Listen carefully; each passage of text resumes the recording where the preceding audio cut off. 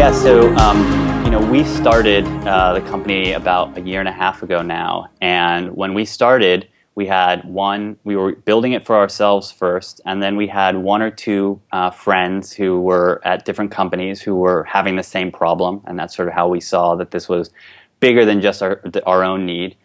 And we started working with them on a very, very simple version of the product, and we basically worked with them in person in meetings. After, we'd give it to them, make some changes. I'd go have coffee with Michael, who's one of the guys, and or the folks at TaskRabbit, and they'd tell us, hey, this is what's working about it. These are the things that are still missing, and we just sort of kept working on those. And we obviously had a big list of things that we wanted the product to do, but especially when we were building a business product, businesses and the people who use them are usually really, really good at explaining what's most critical for them to even use it. What's sort of important that in the next period of time that they can imagine the product would be a lot better if it had, and then what are some things that would be really cool if it did but aren't critical. And so we were just very ruthless about starting with a very, very simple product that just allowed you to send out to customers and get that feedback.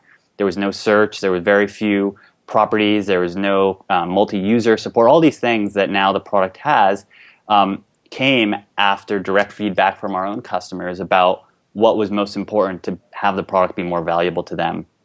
And we've sort of progressed to all sort of talking on the phone with customers and now over email with them. And we just recently opened up to any business so that they can sign up. But previously, you had to put your email in on a wait list. And so that was a really fantastic opportunity for us to email people and say, hey, what are you hoping this does for you?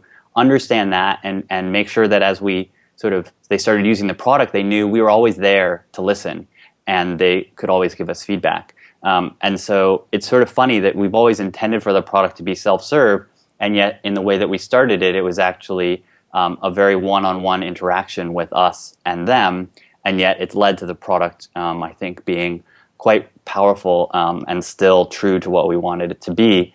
And yet I think that the other sort of interesting piece is that we now have a feature set that a lot of the things we wanted to do, but now we've done them in a way that we know customers will actually use them, rather than just a bulleted feature list that's sort of appealing but not actually used. We have a very high usage rate across all of our features because they were built with feedback from our real customers and knowing that, hey, if you guys have this, I'll actually use it. We roll it out as a beta feature to them, and they actually start using it. So it's very different than just sort of pie in the sky. Wouldn't it be cool if we don't have that many conversations like that? There's still a lot of block and tackling, and I think that's the other reason why it's taken us over a year to go to sort of being in private beta is that the problem is actually very deep, and because companies have not had a product to help them with this. There was a lot of missing stuff. It was just a very big problem, and so it took a lot of time to actually build a product that would do it. But we feel it's now in a place where it would help a lot of businesses, so we decided to open up.